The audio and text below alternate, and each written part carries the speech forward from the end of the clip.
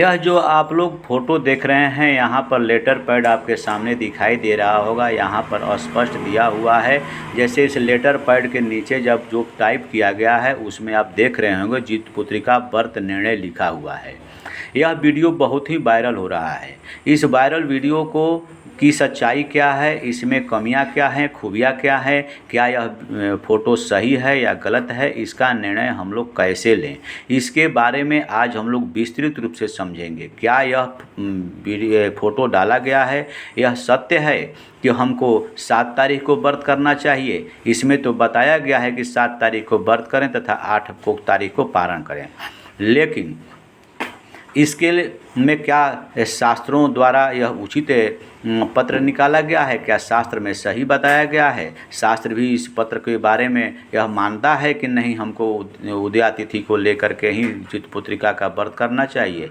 इन सारी बातों को हम लोग आज खंडन करते हुए, इसका विचार करते हुए, शास्त्रों का प्रमाण देते हुए अध्ययन करेंगे कि शास्त्र क्या कहता है, पंचांग क्या कहता है और ये लेटर क्या कहता है। पहले हम लोग लेटर का अध्ययन करते हैं कि लेटर में क्या लिखा हुआ है, उसका पहले हम लोग विधिवत अध्ययन कर लेते हैं ताकि इनका कहना क्या है। आप लोग यदि इस वीडियो को देख रहे हैं तो कृपया मुझसे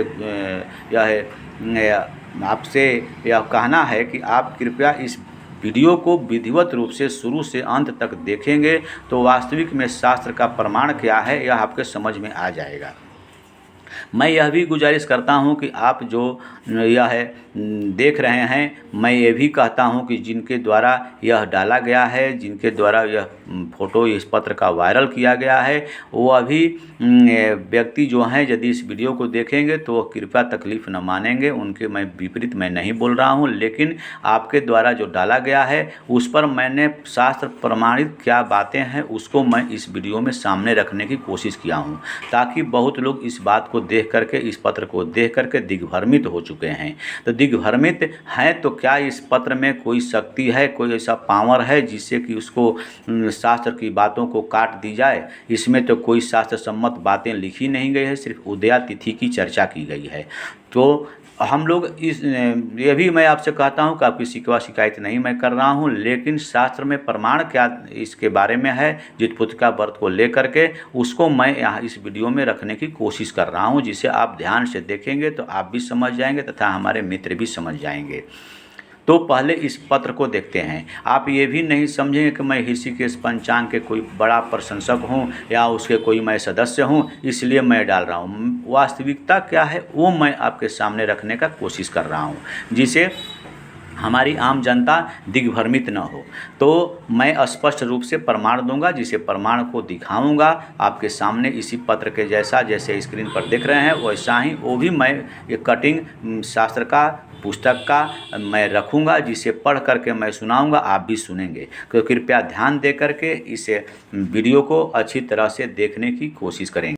पहले हम लोग इस पत्र को पढ़ते हैं। पत्र में आखिर क्या है?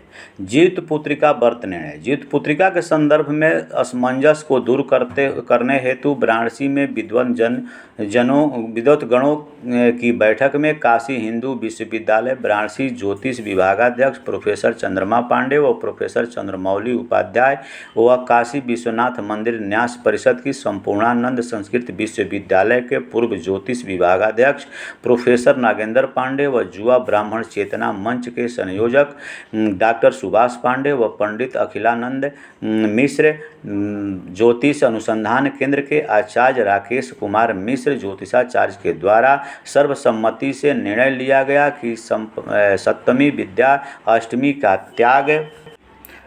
का त्याग करते हुए उदयकालिनी अष्टमी में 7 अक्टूबर को जीत पुत्रिका व्रत शास्त्र सम्मत है। ज्योतिष शास्त्र से पंचांग है, न कि पंचांग से ज्योतिष शास्त्र।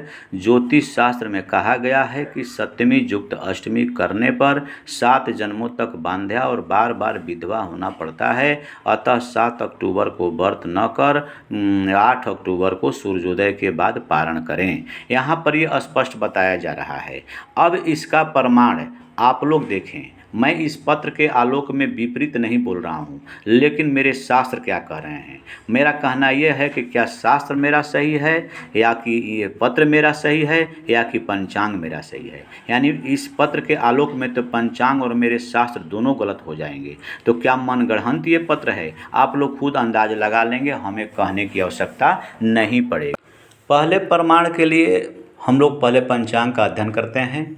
पंचांग में स्पष्ट दिया हुआ है ज्योतिपुत्रिका व्रत, जहाँ पर पंचांग के सारणीबद्ध करके संदिग्ध व्यर्थ विषय के बारे में दिया रहता है, वहीं पर यह दिया हुआ है ज्योतिपुत्रिका व्रत। आश्विन कृष्ण अष्टमी को ज्योतिपुत्रिका का व्रत होता है।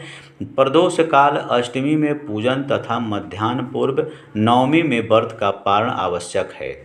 इस वर्ष आश्विन कृष्ण सप्तमी शुक्रवार 6 अक्टूबर 2023 को घट्यादि 8:10 दिन में 9:25 पर अष्टमी तिथि प्राप्त हो, जो कि प्रदोष काल में भी व्याप्त है, तथा दूसरे दिन शनिवार 7 अक्टूबर 2023 को घट्यादि 10:28 दिन में 10:21 तक रहती है।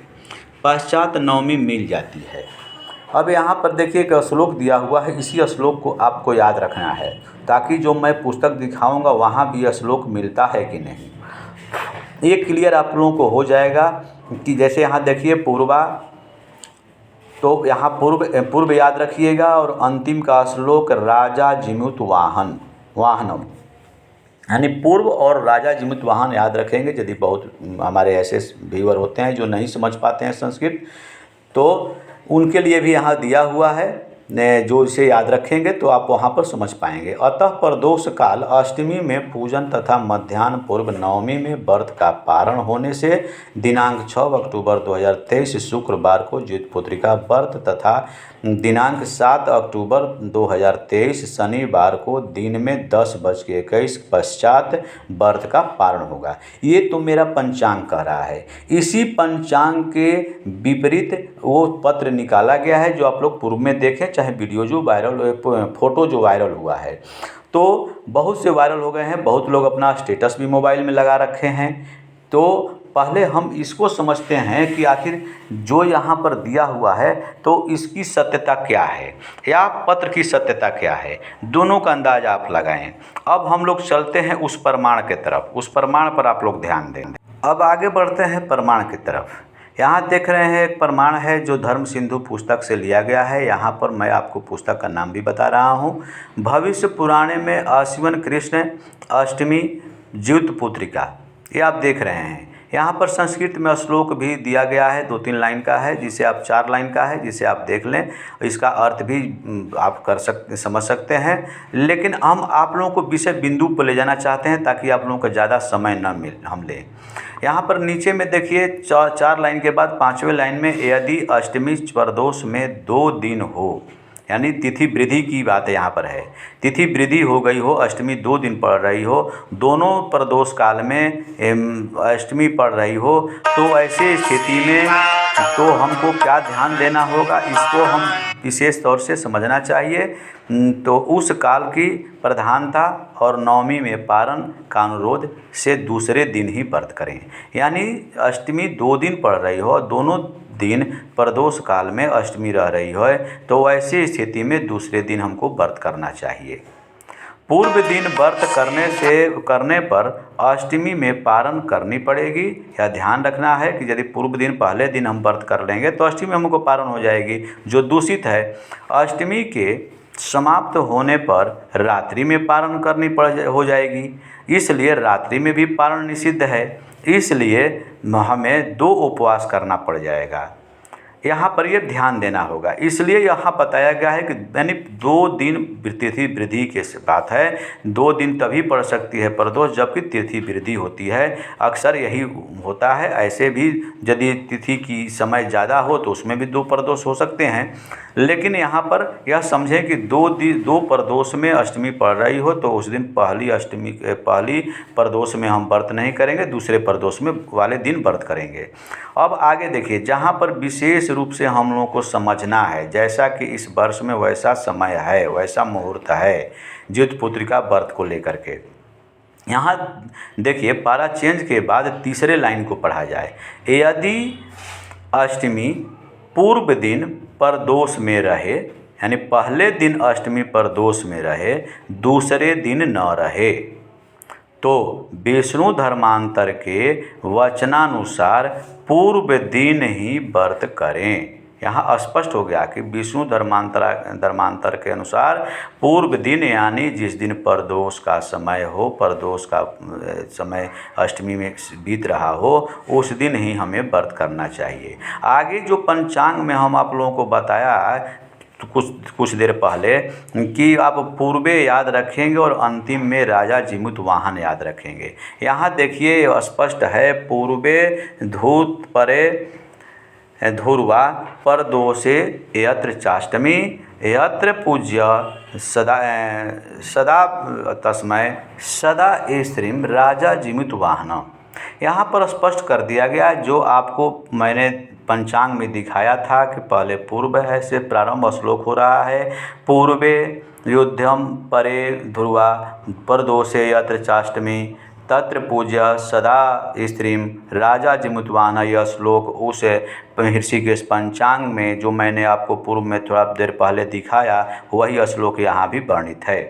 अष्टमी में समाप्त होने पर पारणा नवमी में करें, यह स्पष्ट हो गया। भविष्य पुराण में अष्टमी में पारण करना निषेध किया गया है, क्योंकि यहाँ श्लोक भी दिया हुआ है। यहाँ पर आगे देखिएगा, विधवा दुर्भागा ध्रुवम अंतिम में देख लीजिए, यही बात वहाँ पत्र में दे दिया गया है कि जो अष्टमी में पारण करती है वह विधवा होती है, दुर्भाग्यवती होती है, दूसरे दुर्भाग्य प्राप्त होता है। इसलिए विष्णु धर्मांतर में नवमी में ही पारण विदित बतलाया गया है। अब तीसरा प्रश्न यहाँ पर हल किया जा रहा है, दोनों दिन प्रदोष में अष्टमी न हो तो जिस दिन अष्टमी में सूर्य उदित हुए हो उस दिन व्रत करना चाहिए। इस यहाँ पर संस्कृत का फिर श्लोक दिया गया है, उसके नीचे देखिए, बिहार में इसको हम जिउतिया कहते हैं। अर्थात हिंदी ही आप पढ़ेंगे तो अच्छी तरह से समझ पाएंगे। यहाँ पर स्पष्ट रूप से बता दिया गया, समझा दिया गया। यानी 3 रीजन आया। 3 रीजन में पहला, यदि 2 दिन प्रदोष पड़ रहा हो तो अंतिम प्रदोष के दिन व्रत करें जीवित पुत्रिका का।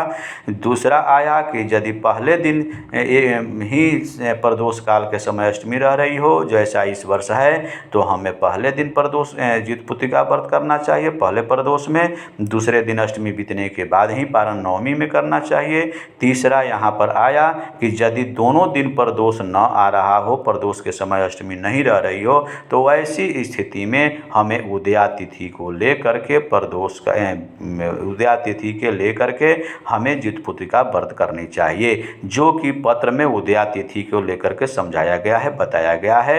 तो आप अब समझ गए होंगे कि हमको व्रत किस दिन करना चाहिए।